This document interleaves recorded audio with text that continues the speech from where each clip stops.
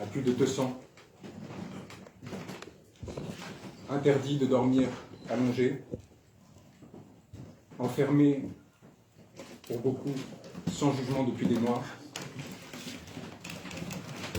parce qu'ils ont eu le tort de penser, de militer et de lutter. Je tiens à profiter de ce privilège extraordinaire qui m'est offert par votre présence et par la visibilité que vous nous avez offerte pour que leur nom résonne par-delà les murs de ces prisons qui les tiennent enfermés, pour que le monde entier sache qu'il ne s'agit pas simplement du destin d'un homme, Ousmane Sonko, porteur des espoirs de tout un peuple, placé en détention provisoire, enfermé à 6 mois d'une élection pour l'empêcher de se présenter, mais également de 1700 individus, 1700 corps, qui dans l'ensemble des prisons du Sénégal continuent de croupir, sans accès à la justice, sans une once de visibilité. Vos mots, mesdames, messieurs les journalistes, arrivent à leurs oreilles. Ils sont scrutés, ils sont attendus. Ils leur permettent d'espérer, ou à l'inverse, de s'effondrer. La lueur qui est apparue dans des yeux du maire de Kermassar Sud, qui était en géole avec moi, détenu depuis 4 mois, sans jugement, pour un post Facebook où il s'indignait que l'un de ses administrés soit mort du fait de l'ingestion de gaz lacrymogène alors qu'il était asthmatique. La lueur dans son regard, lorsqu'il est venu me dire que RFI avait annoncé la tenue d'une manifestation de gilets jaunes en soutien à mon égard et à l'égard de l'ensemble des détenus politiques sénégalais, dit beaucoup de l'importance en ces temps-ci de la solidarité des luttes, de leur continuité entre peuples et du caractère universel de la lutte que mène en ce moment le peuple sénégalais. Elle dit aussi beaucoup de l'alliance entre les peuples qui continuent d'exister malgré les méfaits de nos gouvernants et de nos gouvernements, qui ne cessent de créer des barrières entre nous, de la haine, de la détestation, du fait du pillage et de la violence, qui ne cessent de nourrir. La France est à l'heure du choix, à la veille peut-être d'une guerre au Niger, alors qu'elle se voit concurrencée dans des stratégies de pillage et de prédation par d'autres puissances étrangères, alors qu'elle a tenu silence sur ma situation.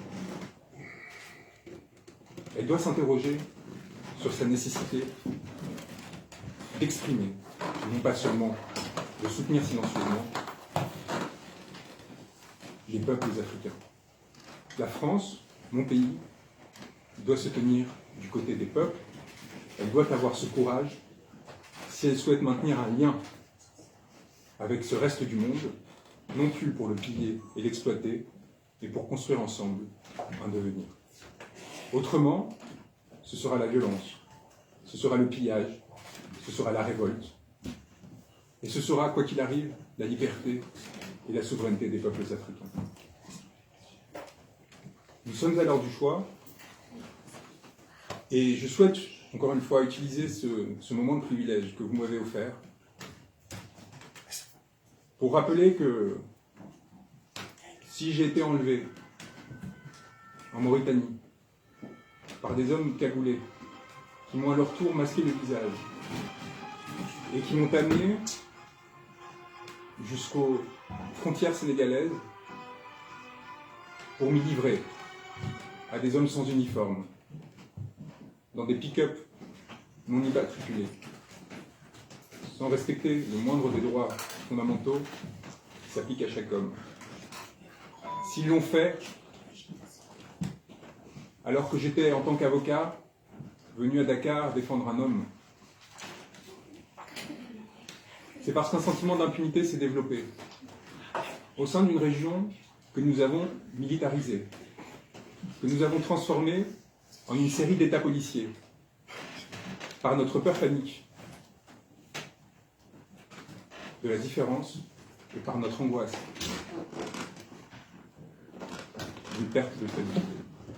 Ce sont les populations africaines qui souffrent aujourd'hui de cette transformation de ces États en prisons à ciels ouverts, et c'est ce qui explique leur révolte contre ceux dont ils savent qu'ils sont responsables de cette situation. Je veux rendre hommage à tous ceux qui ont eu la dignité, la décence, le courage de dénoncer cette situation qui nous menaçait tous, celle qui consiste à mettre en détention et menacer de perpétuité un homme pour avoir voulu en défendre un autre. Je les appelle désormais à continuer cette lutte pour tous ceux qui aujourd'hui encore demeurent privés de leur liberté et de leur dignité. Nous sommes à 6 mois d'une échéance cardinale pour le devenir du Sénégal, mais également de l'ensemble de la sous-région et peut-être du continent, qui déterminera des bascules fondamentales. Ousmane Sonko reste hospitalisé, souffrant notamment d'insuffisance rénale suite à une grève de la faim, mise en œuvre pour attirer l'attention non seulement sur son sort, mais sur celui de l'ensemble de ses frères et sœurs de lutte qui sont persécutés sur son pays, sur son territoire. Et il me semble essentiel de prolonger ce mouvement de solidarité qui a commencé à leur égard et de s'engager pour trouver au plus vite une solution qui permette d'assurer une transition démocratique au Sénégal, comme le prévoit sa constitution, et de s'assurer que la volonté souveraine de ce peuple soit respectée. Il en va de nos intérêts à tous, y compris ceux des sociétés occidentales. Il en va d'une idée du genre humain. Il en va aussi d'une potentielle nuit noire dans laquelle serait plongé le Sénégal si les desseins du pouvoir actuel étaient respectés et que ceux-ci réussissaient arbitrairement à empêcher une partie de la population de se voir représentée. Nous avons demandé à Ousmane Sonko de mettre fin à sa grève de la faim, pour une raison très simple. Cet homme fait communauté. Cet homme permet à des milliers d'autres, comme je l'ai vu à Dakar, mais aussi au-delà, de retrouver une forme d'espoir et d'espérance parce qu'il leur permet de retrouver un sens de la fraternité et de la lutte collective. Ce n'est pas l'individu en tant que tel qui compte, c'est ce qu'il a su enfanter et créer. En conséquence de quoi nous avons besoin de lui, encore une fois, non pas du fait d'une lutte idéologique, mais simplement parce que, à travers lui, nous allons protéger cette idée du politique, qui consiste à créer du lien, à travers la lutte, redonner de l'espoir et permettre aux individus de survivre dans des conditions qui autrement les amèneraient au désespoir et à la catastrophe. Je suis très heureux et très fier d'être aux côtés de mon confrère, Maître Larifou, qui, des Comores, a rejoint le pool d'avocats qui assistent Ousmane Sonko. Je voudrais rendre hommage à mes confrères qui, au Sénégal, au quotidien, sont confrontés au risque pour leur carrière, mais aussi pour leur liberté, comme le cas de Babacar Ndiaye l'a encore démontré, parce qu'ils ont décidé de se placer du côté des déserts. Les avocats de formation qui sont passés ici à Paris, qui est possible de poser ce souci. Oui, au nom de mes confrères constitués pour le président Ousmane Sonko, je tiens à exprimer tout notre soutien à notre confrère pour son courage, sa détermination et sa conviction à assurer la défense de notre client commun, Ousmane Sonko, mais au-delà de notre client, toutes les personnes victimes, je l'ai dit volontairement, je prononce volontairement le mot, de la barbarie et puis de la méchanceté humaine et puis du goût du pouvoir. On a tendance à parler moins de leur sort et notre confrère a le mérite d'avoir été le premier à et partout la cause des centaines des Sénégalais qui souffrent que le pouvoir en place a cru justifier de le humilier, de l'empêcher d'exercer son métier d'avocat, puisque c'est la question qui se pose, c'est le libre choix d'une personne, à savoir Ousmane Sonko, fait en la personne de Maître Branco pour assurer sa défense. Le cas de notre confrère illustre parfaitement les difficultés que nous rencontrons sur place à Dakar pour assurer la défense de notre client. Nous ne sommes pas libres, alors que c'est le principe fondamental à toutes les sociétés démocratiques pour assurer la défense de notre client. Je tiens quand même à le rappeler, la veille d'un procès sur une diffamation, un délit de diffamation auquel notre client a été prévenu, alors qu'il est arrivé à Dakar, la veille pour assurer, au même titre que nous, la défense de M. Ousmane Sonko, notre confrère a fait l'objet d'une interdiction de rentrer sur le territoire du Sénégal, a été reconduit aux frontières. Donc n'a pas assisté, alors qu'il avait préparé sa défense, et la défense de M. Sonko reposait en partie au travail qui a été fait par notre confrère, qui n'a pas su donc assurer la défense de notre client. Il a travaillé à distance, mais ce n'était pas suffisant. On lui reproche aujourd'hui d'avoir trouvé le moyen de rentrer sur le territoire du Sénégal. Des procédures qui ont été opportunément ouvertes pour justement décimer la défense de M. Ousmane, de toutes les valeurs héritées par ceux qui ont bâti ce grand pays qu'est le Sénégal. Et ça, nous ne pouvons pas accepter. Il est difficile effectivement de parler de la situation pénale de notre client, qu'il soit admis à l'hôpital. Et cette visibilité que vous offrez à la cause de tous les Sénégalais est une opportunité pour nous, effectivement, de dénoncer ce qui se passe sur place. Ce n'est pas parce que notre confrère a été malmené, a été humilié, que la profession d'avocat a été humiliée par le régime en place au Sénégal, que nous allons baisser le bras. Nous y retournerons pour continuer notre travail. Et nous ne serons pas seuls, puisque cette profession, elle est portée par des... Notre personne ne peut empêcher ce vent de liberté. Et nous nous devons, en tant qu'avocats, effectivement accompagner ceux qui, en Afrique, partout en Afrique, aspirent à ce grand changement. Voilà. Enlevé, puisqu'il ne s'agissait pas d'une arrestation, puisqu'aucun mandat ne m'a été donné, puisqu'aucun procureur ni juge n'est intervenu, puisqu'aucun de mes droits n'a été respecté, puisque mon intégrité physique a été atteinte, ne sont qu'un symptôme, un exemple de ce à quoi sont exposées les populations, non seulement du la sous-région. Encore une fois, ce sont des régimes que nous soutenons, parce que nous avons peur du terrorisme, parce que nous avons peur des vagues migratoires, et parce que nous ne vivons qu'à travers cette peur, ce qui nécessairement suscite la révolte chez les millions de citoyens. Je sais la responsabilité que j'ai dans la situation d'un certain nombre de Sénégalais. Je sais la responsabilité que j'ai prise en prenant le risque de me rendre au Sénégal de façon légale, contrairement à ce qui a été dit, pour défendre un avocat, pour défendre mon client en tant qu'avocat. et je sais que les conséquences que ça pouvait avoir sur un certain nombre d'individus. Mais je sais aussi le risque que je prenais en faisant ce geste. Et nous avons ensemble l'utilisation de la violence, mais aussi de l'instrumentalisation de la justice à des fins politiques.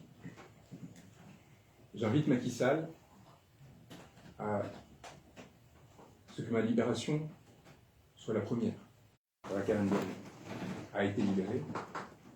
Il faut que ce mouvement s'étende et que le Sénégal retrouve sa normalité.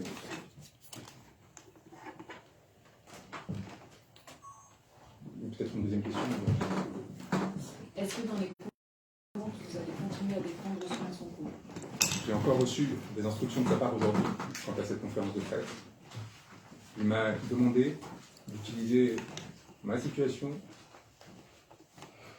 de vous l'exposer, afin qu'elle serve d'illustration de ce que traversent des milliers d'autres Sénégalais.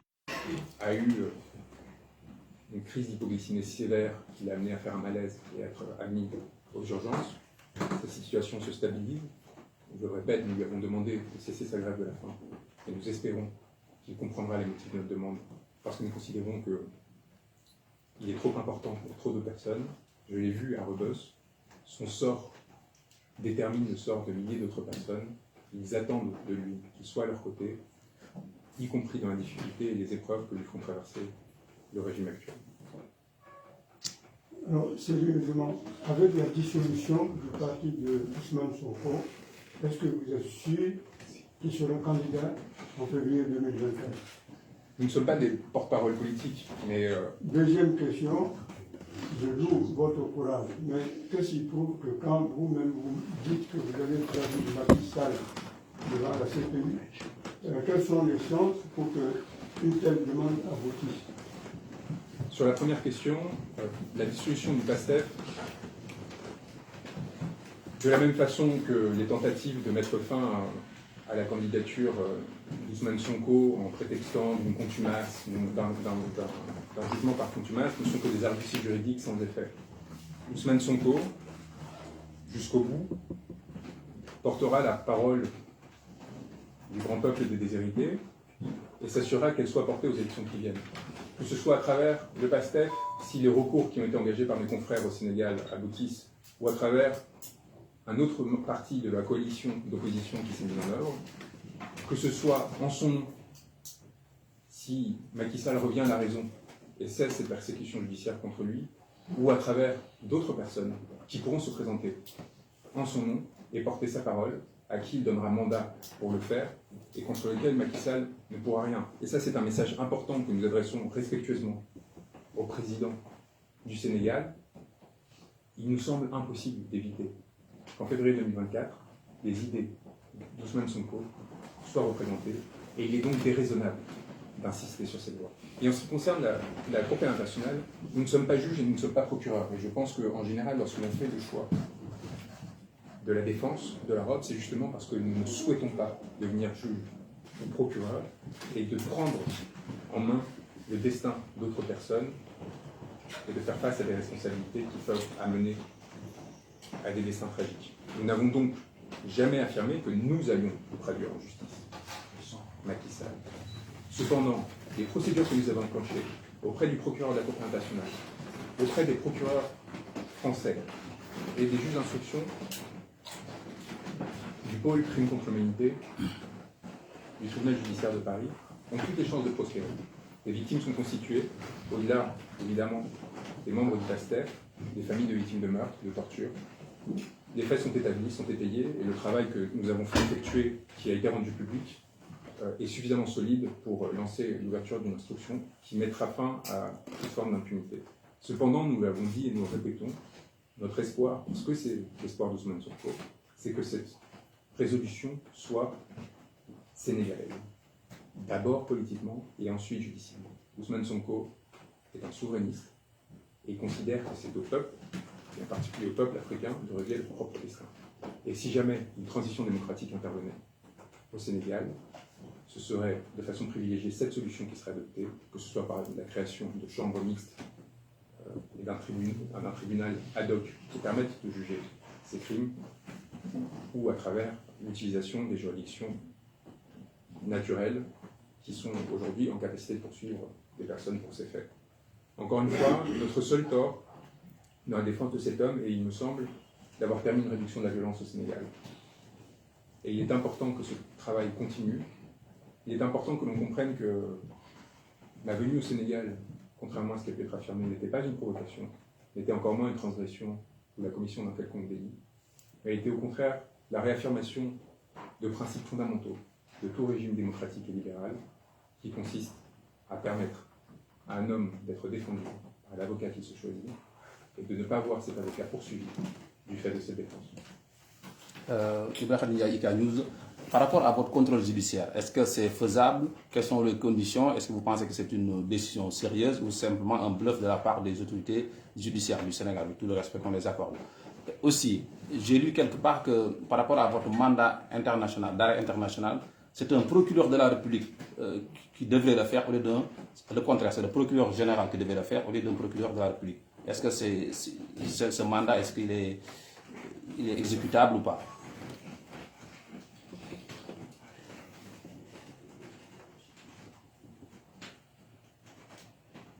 La justice a été instrumentalisée dans cette affaire et continue et continuera de l'être.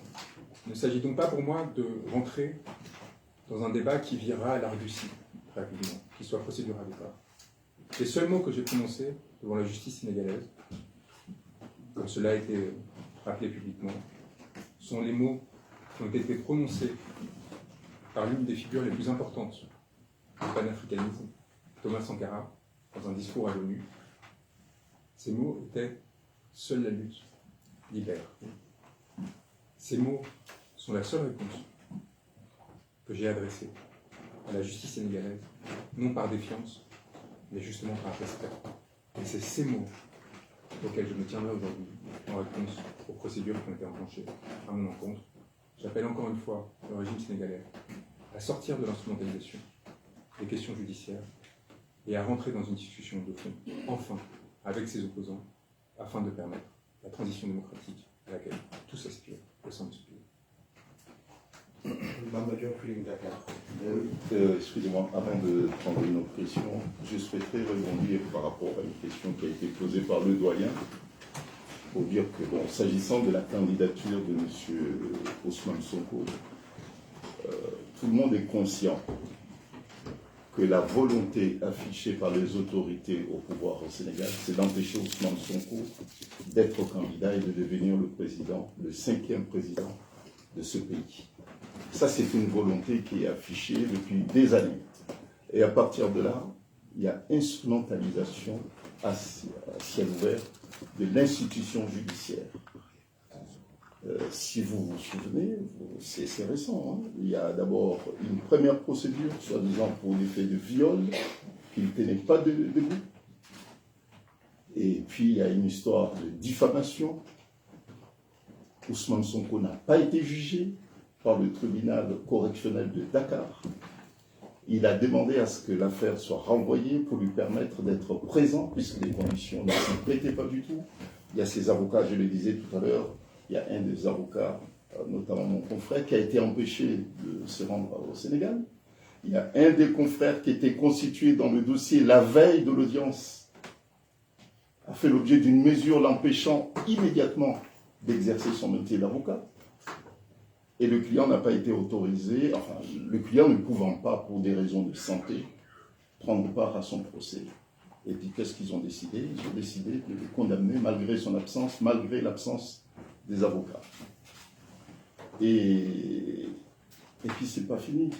Lorsque la décision a été rendue, le ministre en question, qui avait engagé la procédure, qui avait déposé plainte contre M. Ousmane Sonko, lorsque le verdict a été rendu, a exprimé sa satisfaction. Quelques instants après, a dit qu'il allait interjeter appel parce que ce qui l'intéressait, ce n'était pas la condamnation pécuniaire de M. Ousmane Sonko, puisqu'il était partie civile. Ce qui l'intéressait, c'était l'inéligibilité de M. Ousmane Sonko. Si vous constatez, dans les sorties médiatiques des ministres, je ne parle pas de procureurs, mais des ministres, chaque fois qu'ils interviennent, ce qui ressort de leur préoccupation, c'est l'inéligibilité de M. Ousmane Sonko. Donc, l'institution, tout le monde est d'accord. L'institution judiciaire sénégalaise est discréditée par le pouvoir en place. Elle est instrumentalisée, que ce soit contre les avocats de M. Ousmane Sonko, que contre M. Ousmane Sonko lui-même. Donc à partir de là, effectivement, est-ce qu'il faut s'attendre à ce que la justice sénégalaise repose sa tâche au droit pour rendre ses décisions? Vous avez versé des chaudes larmes en prison. Est-ce pour implorer une situation quelconque en prison ou bien pour implorer votre liberté auprès du gouvernement? Je pense qu'il y a une forme d'indécence à m'interroger sur les états d'âme que j'aurais pu avoir aux côtés de mes frères et sœurs de lutte, tenus droit à tout instant, de façon toujours respectueuse mais éthique, sans concéder à quelconque moment, à quelconque forme de peur ou d'intimidation, malgré les forts dangers auxquels nous étions confrontés. Nous continuerons à le faire, encore une fois, que ce soit auprès d'Ousmane Sonko, ou des nombreuses personnes qui luttent à travers le monde, que nous avons eu l'honneur et le privilège de défendre, de Julian Assange, le fondateur de Wikileaks, dont je rappelle qu'il est encore enfermé dans une prison antiterroriste après des années de persécution par les États-Unis, qui a fait l'objet de cabales similaires à celle qu'a subie Ousmane Sonko,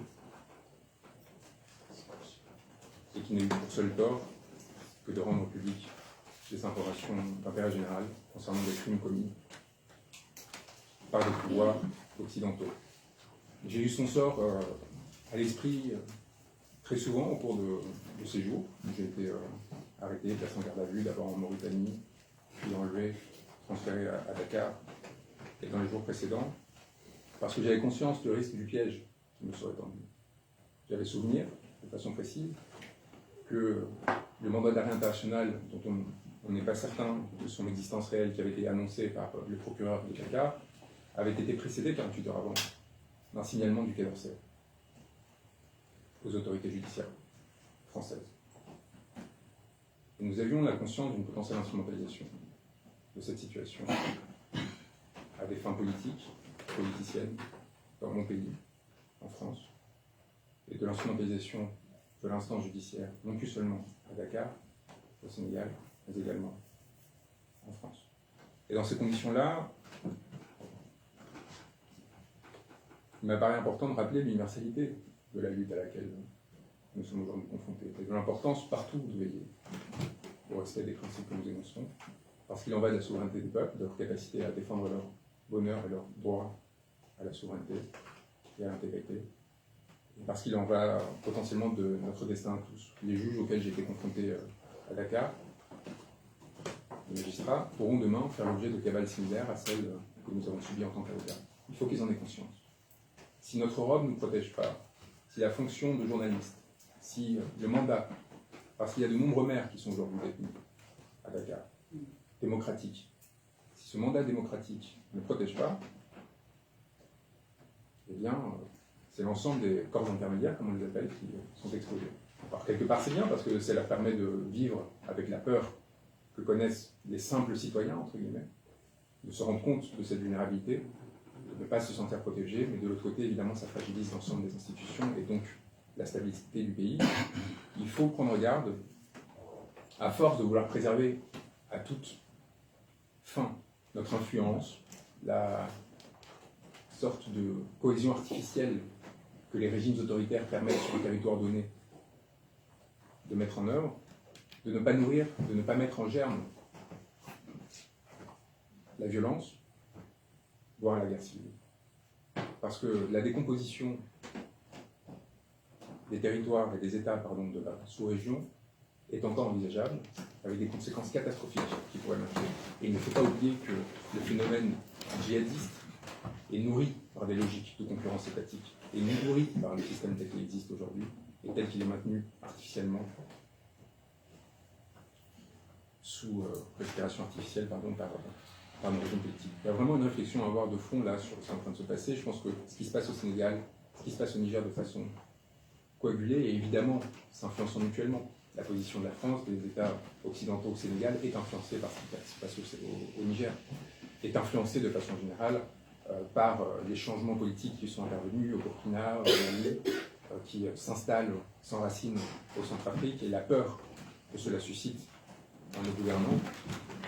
Sauf que cela peut amener à des mauvais choix, à des erreurs, voire à des...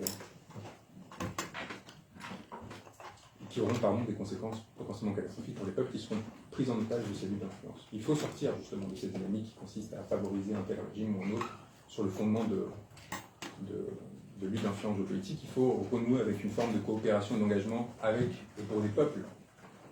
La politique diplomatique de la France, si elle souhaite retrouver son influence, doit s'adresser directement aux populations, doit mettre en place des politiques d'investissement, d'éducation, de formation, d'échanges culturels à égalité, dans les deux sens, qui touchent directement les populations. C'est la seule façon pour la France de recouvrer une forme de respect, une forme d'écoute au sein de populations qui n'en peuvent plus de ces jeux de pillage, d'influence et de tricherie mutuelle. Sauf que, et c'est la seule incise politique, peut-être que je vais me permettre par rapport à la situation en France, on a l'impression que notre gouvernement ici est tout aussi aveugle aux aspirations de son peuple souverain qu'à Dakar. Et c'est ce qui explique probablement que la parole que je porte au nom d'Ousmane Sonko ait cette influence à Dakar, et qu'à l'inverse, la lutte du peuple sénégalais ait cet écho en France au sein d'un certain nombre de mouvements, notamment des Gilets jaunes. Il y a une identité mutuelle qui s'est créée. On a l'impression d'être confronté à des problématiques similaires.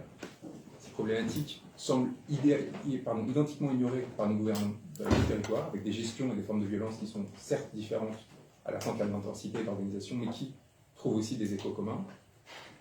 Et c'est encore une fois, du coup, à l'horizontale et de façon très humble et très admirative que je me suis engagé pour porter cette parole d'Ousmane en son nom, avec un respect et une admiration qui ne sont pas feintes.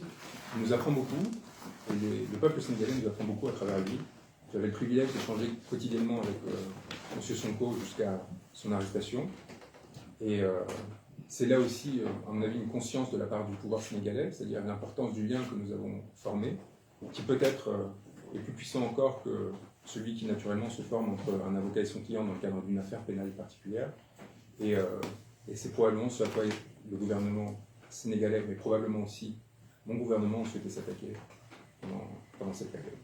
J'appelle encore une fois à un changement d'attitude, non de façon belliqueuse ou provocante, non pour défier que ce soit Macky Sall ou l'Élysée, mais leur demander de prendre conscience qu'ils sont rentrés dans une dérive, qu'ils sont allés trop loin. Parce que le soutien que j'ai eu l'honneur de recevoir pendant cette période, provenant de toute famille politique, de personnes qui se sont opposées férocement à moi ces dernières années, qui m'ont déconsidéré pour de nombreuses raisons, est significatif, non pas de ma valeur, mais au contraire de la gravité de la transgression qui a été commise par les personnes qui nous font face. Et c'est pour défendre un certain nombre de valeurs que ces personnes ont décidé de me défendre moi. J'en ai pleinement conscience, et je salue leur capacité à avoir dépassé nos différends pour s'engager de cette façon. Merci beaucoup, Falchek, Senejet.info. Alors, maître, il y a certaines questions que beaucoup de Sénégalais se posent. Vous êtes arrivé au Sénégal en passant par la Gambie, ce sont des informations venant du ministère de l'Intérieur sénégalais. Vous êtes arrivé à Dakar, vous avez assisté à la conférence de presse des avocats de Ousmane Sonko. Vous avez fait un discours, un texte de 10 minutes. Vous êtes reparti illico presto vite et bien embarqué dans un véhicule. Vous avez tenté de fuir, de quitter le Sénégal en passant par une pirogue, le fleuve Sénégal, arrivé en Mauritanie, interpellé et remis aux autorités sénégalaises à la vie. Maître, pourquoi vous n'avez pas voulu rester sur place après votre conférence presse et défier les autres Sénégalais et dire venez nous prendre?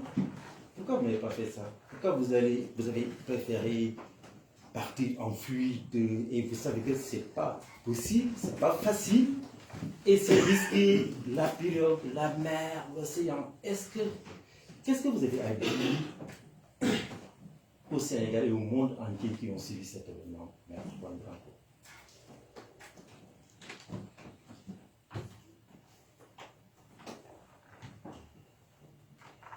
que si on regarde objectivement, avec un peu de distance, tous les éléments, qu'ils soient vrais ou faux, que vous avez énoncés, deviennent insignifiants si on regarde la situation dans son ensemble, encore une fois, du Sénégal, et le caractère massif des violations des droits fondamentaux du peuple sénégalais et du nombre de personnes qui les subissent aujourd'hui, et des conséquences potentielles que cela peut avoir pour le destin de millions de personnes.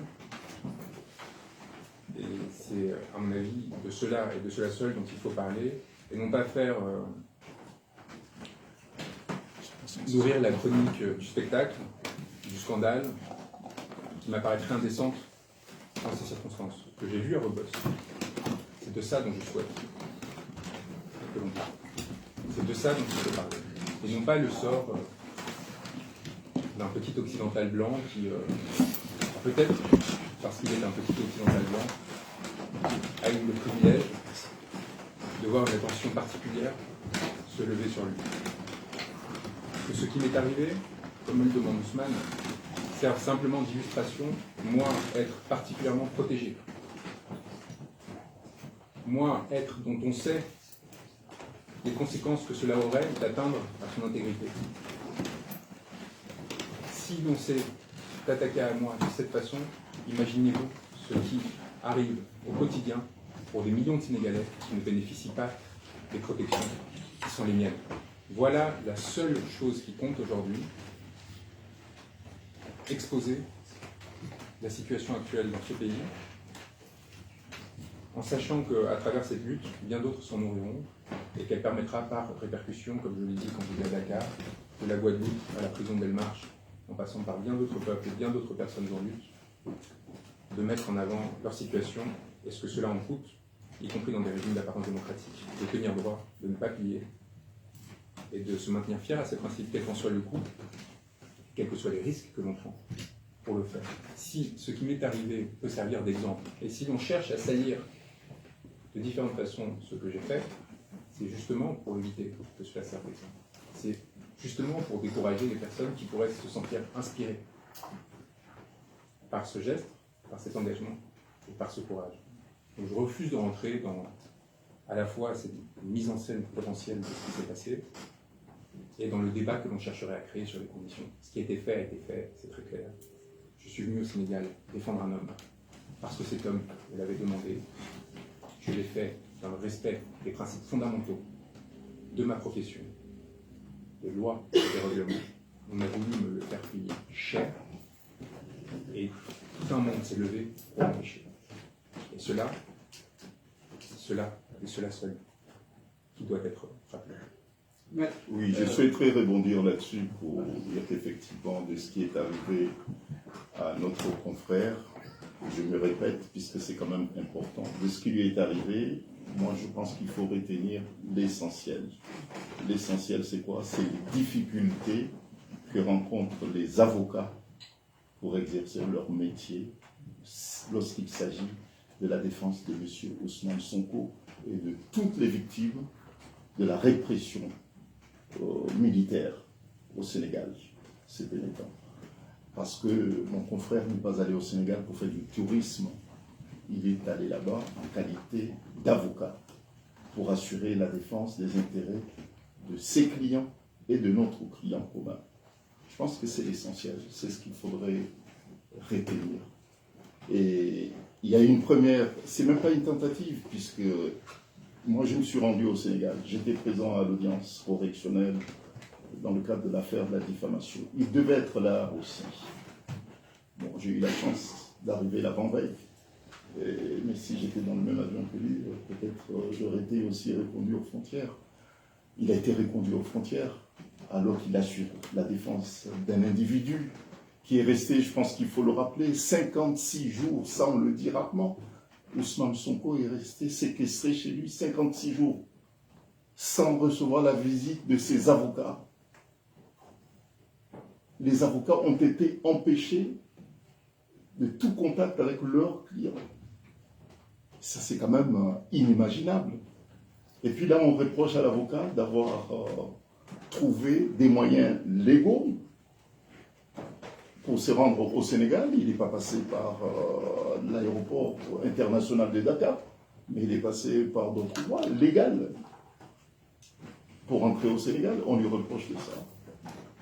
Bon, donc moi je pense qu'effectivement, ça, dans d'autres circonstances, on aura peut-être, si cela s'avère utile, de parler des circonstances de son arrivée, pourquoi il est passé par la voie maritime, ou bien la voie terrestre, ou bien la voie aérienne.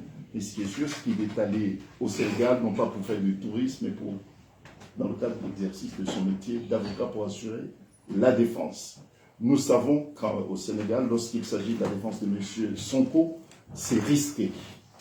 La preuve, il y a des confrères qui sont sur place, qui font l'objet des poursuites judiciaires, qui font l'objet des mesures disciplinaires. Il y a certains qui ont été suspendus. Et il y a un harcèlement qui est exercé sur les avocats de M. Ousmane Sonko. La défense est décimée. Bon, donc voilà, c'est dans ces circonstances que notre confrère s'est rendu sur place. D'accord. Maintenant, une question. Khalima Mouroudia, Dakar Matin, et le Zone. Vous avez fait quelques jours à prison. Aujourd'hui, vous êtes. Aujourd'hui, dans les prisons sénégalaises, il y a beaucoup de citoyens qui sont embastillés. Est-ce que vous pouvez nous décrire les conditions dans lesquelles, parce que le plus souvent, les prisonniers, quand ils bénéficient d'une liberté provisoire, ils ont des séquelles. Est-ce que les quelques jours où vous avez résidé en prison, vous pouvez nous décrire les conditions dans lesquelles les prisons sénégalaises... Inhumaines, inimaginables, dans lesquelles des individus ne peuvent se déplacer, faute d'espace, pour aller uriner. Carcérale massive. On parle, encore une fois, je le répète, d'une prison construite pour 600 détenus, qui en accueille 3000. 3000. Cette situation, elle est le fruit du choix d'une répression ferme, utilisant la justice pour éliminer les adversaires politiques. Les adversaires politiques à toutes les échelles. Il y avait à mes côtés des individus qui ont été placés en détention provisoire par des magistrats sur ordre direct du président de la République, parce qu'ils s'étaient sentis offensés d'une comparaison qu'ils avaient. Ils ont besoin d'eux. Ils ont besoin de cet espoir qu'ils représentent. Parce que cet espoir, c'est tout simplement celui de retrouver une vie normale, de sortir de cet enfer. Il faut aussi que les personnes qui se rendent au Sénégal... Quel votre contrôle judiciaire sont assortis exactement? Pour des raisons diverses, je préfère ne pas parler du fond de cette affaire, qui n'en est pas une. Qui n'en est pas une à mon sens, et qui n'est qu'une pièce dans le rapport de force politique qu'a tenté de mettre en œuvre le régime à l'égard de son principal opposant. Et donc, commenter le fond de cette affaire, ce serait rentrer dans le piège de cette dialectique. C'est de la même façon, et pour cette même raison, que je ne rentre pas dans les arguties juridiques qui touchent la situation judiciaire d'Ousmane Sonko. Nous avons tous conscience aujourd'hui que cette situation judiciaire est directement le fruit de son engagement politique. Et d'ailleurs, quelque part, heureusement qu'il est enfin poursuivi politiquement de façon assumée, après des années passées à le salir, à tenter de le dégrader, de pouvoir enfin assumer la nature politique des poursuites judiciaires. Aujourd'hui, M. Sonko, il n'y a pas besoin de supputer à cet égard, c'est assumé par le pouvoir et poursuivi pour des raisons politiques. Donc, des infractions pour lesquelles il est placé en détention provisoire sont politiques par nature. Infractions de l'État et ainsi de suite. Et donc nous pouvons enfin discuter honnêtement de la situation de M. Sonko sans nous perdre dans les questions relatives en effet à la diffamation, aux conditions de... Enfin, le vrai débat se pose. Est-ce qu'il est normal, acceptable, est-ce que nous souhaitons qu'il soit possible de faire arrêter un opposant politique parce qu'il est un opposant politique? C'est aussi simple que ça aujourd'hui la question qui se pose. Est-ce que le fait d'avoir des mots consistant à résister aux injustices et à proposer des réformes fondamentales de ce pays peuvent suffire à amener à se retrouver privé de ses droits et emprisonné? M. Sonko a souhaité que je vous rappelle, c'est un point important, que tout cela commence par sa radiation quand même. C'est-à-dire que M. Sonko devient un acteur politique de son pays parce qu'il dénonce les faits de corruption et qu'il est radié de la fonction publique. C'est-à-dire que tout commence par une persécution. Tout commence par un engagement de sa part dans une forme de vérité et de défense des intérêts populaires qui, à l'époque, était désintéressé au sens politique du terme. Il ne cherchait pas à se faire élire, il dénonce quelque chose, il irradie de la fonction publique, et au lieu de se taire, de s'écraser, il prend à la volée le problème et il décide de se défendre. C'est très bien. Et bien, maintenant, aujourd'hui, on en arrive à la situation qui fait qu'on cherche à le faire payer par des peines qui peuvent aller jusqu'à la perpétuité, cet engagement-là. Ça, c'est important aussi qu'on le sache, pour plusieurs raisons. D'une part, parce que plus vous accroissez le coût de l'engagement politique dans une société, moins sa vitalité démocratique est possible, pas seulement à l'égard de la personne qui vous sanctionnez, mais à l'égard de tous les autres qui se sentent intimidés. Ça, c'est important. Que quoi que vous pensiez des positions de Ousmane Sonko, vous êtes en train de détruire l'édifice démocratique d'un pays en acceptant sa persécution.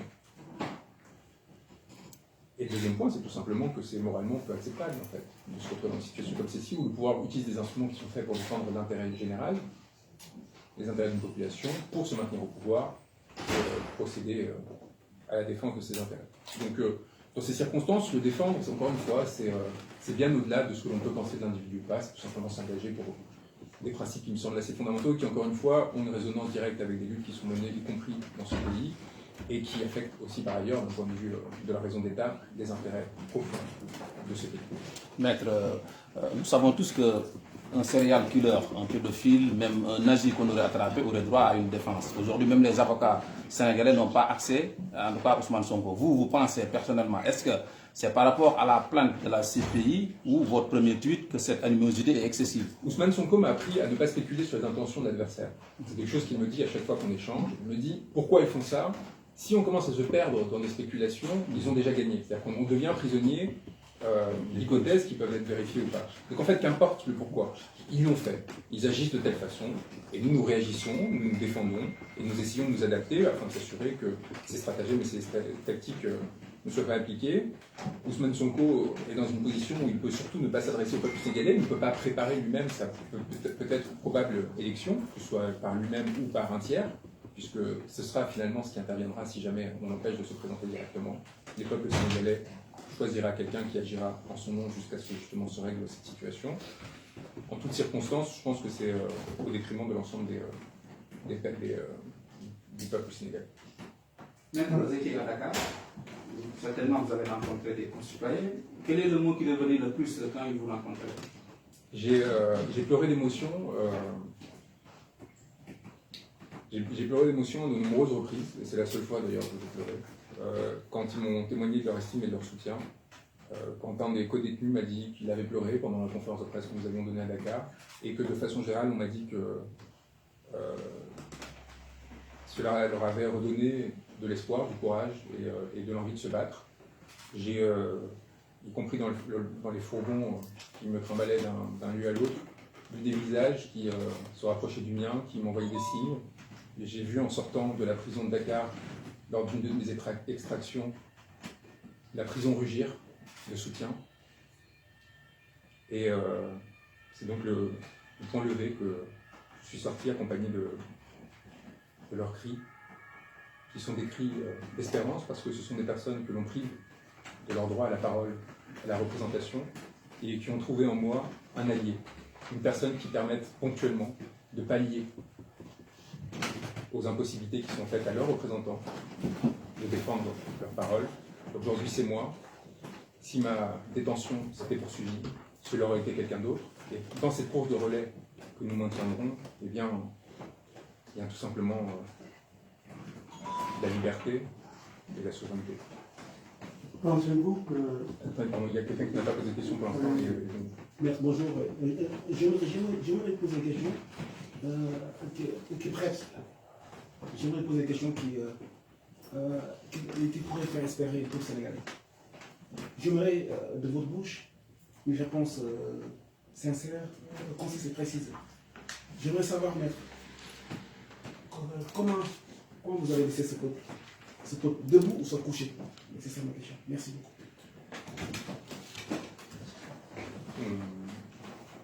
On va finir peut-être sur ce point. Je vais répéter en fait ce qui a déjà été dit. Le peuple sénégalais nous a donné un exemple et continue de le faire en se levant massivement pour défendre l'honneur dans un premier temps, puis la liberté d'un homme, parce qu'ils avaient conscience que cette lutte était celle qui permettrait de garantir la défense de leurs intérêts et leur souveraineté. Ils l'ont fait aux côtés et pour un homme qui lui-même refuse une quelconque compromission, que ce soit avec des régimes étrangers, ou que ce soit avec d'autres forces politiques, dans des cadres des accords corruptifs que met en place régulièrement le régime, pour réintégrer un certain nombre d'opposants politiques, tout en conditionnant leur opposition et en conséquence en la restreignant. Ousmane Sonko a tenu droit. Il n'a rien léché, il n'a rien concédé. Et c'est pour lui rendre hommage, cette force qui aujourd'hui fait encore tenir debout des milliers de détenus politiques dans des conditions inhumaines, propres des pires dictatures, qui ait jamais existé. C'est avec un grand respect, une grande émotion que nous devons les regarder. Et c'est pour cela, c'est parce que j'ai vu ce peuple se lever, et c'est parce que du coup j'avais confiance en ce peuple, que j'ai pris le risque de me rendre à Dakar pour être à leur côté. La dernière question peut-être. Pardon, allez-y. Est-ce que vous croyez que cette chronique n'a pas nuit à la situation de votre client et n'a pas renforcé la situation pour lui et l'a mis dans le second plan de l'affaire? Au contraire, elle a mis en lumière, pour de nombreuses personnes qui n'avaient pas conscience de l'existence de cette problématique, en France et ailleurs, que le Sénégal n'était plus le pays que l'on avait longtemps respecté du fait de son engagement pour les droits de l'homme, la démocratie et pour sa stabilité. Elle a permis de rendre visible, d'abord avec notre procédure auprès de la Cour pénale internationale, la multiplicité des exactions et des crimes qui ont été commis, et dans un second temps la situation d'Ousmane Sonko, enfin la situation de ceux qui sont aux côtés d'Ousmane Sonko, y compris encore une fois lorsqu'ils sont protégés, privilégiés, comme cela a pu être mon cas, du fait de mon statut d'avocat et du fait de ma condition. Ousmane a, je pense, été ému, c'est ce qui me revient de ce qui s'est passé. Et c'est évidemment aussi pourquoi nous sommes sortis immédiatement. Nous avons refusé, au cours de cette conférence de presse, de nous attarder sur ce qui me serait arrivé ou non, parce qu'il serait indécent de se centrer sur ce petit cas particulier, qui n'en est qu'un parmi des milliers, et qui n'a en rien une importance supérieure à celle de ceux que j'ai vus au quotidien à Rebeuss, des personnes qui ont commencé à me confier leur dossier pour que je m'occupe de leur défense et que je tente de la renforcer à leur tour, ce à quoi je me suis occupé pendant les jours où j'étais présent sur place, et de façon plus générale aux victimes que nous continuons et continuerons de défendre à travers les nombreuses procédures que nous avons enclenchées pour essayer de leur permettre d'être protégés à l'avenir, c'est plus important, et que justice soit faite à leur égard. Et je pense que Maître, qu'est-ce que vous pensez pour les Sénégalais de la diaspora qui sont là et qui veulent rentrer? Il y a un camarade, il y a même pas 2 semaines, qui est parti en vacances à Sadik, qui s'appelle Mandoba, qui a été arrêté donc, par l'État sénégalais en lui collant des motifs qui n'existent pas, parce que cette personne, on le connaît très bien. Qu'est-ce que vous pensez des Sénégalais de la diaspora qui veulent rentrer et qui sont devenus maintenant prisonniers ici en France parce qu'ils ne peuvent plus se déplacer au Sénégal, dans la mesure où ils ont une liste adressée devant l'aéroport? il faut qu'on s'en tienne là, mais encore une fois, il faut regarder la situation générale du Sénégal, non pas encore une fois pour stigmatiser, mais au contraire parce qu'il y a encore un espoir au Sénégal. C'est ça aussi qui est très important. Il y a des pays où une nuit s'est étendue et sera très difficile à renverser. Au Sénégal, nous sommes encore sur ce moment où toutes les bascules sont possibles.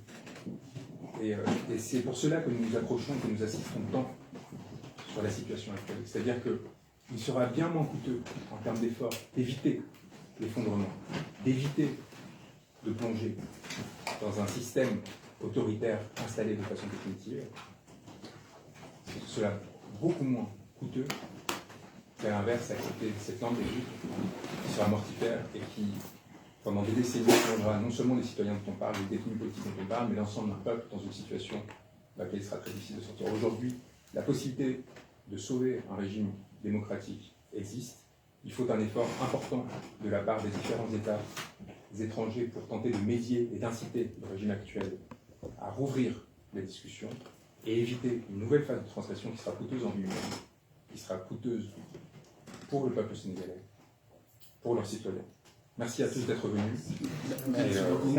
Merci. Bravo. Donc, merci d'avoir suivi en tout cas en direct de Paris cette conférence de presse de IK News. Maître. Le député de la diaspora, Aline Sall, est arrivé. Maître. À l'accueil, si vous avez des questions. Maître. Maître, moi j'ai la tenue là. La tenue, il y avait des questions. Maître, la tenue là, c'est le symbole de la teranga sénégalaise ou. Hein, maître? Parce qu'on me pose la question, on m'a demandé même le tailleur. Hein. Maître, la tenue, c'est le symbole de la teranga sénégalaise. Bon, merci d'avoir suivi en tout cas en live de Paris sur IK News cette conférence de presse de Juan Branco et maître Saïd Larifou. Saïd, maître, merci beaucoup. Merci à vous aussi et merci de partager pour permettre juste à toutes les personnes qui ne connaissent pas le canal IK News de suivre l'actualité. On était là en direct depuis Paris. Merci à vous.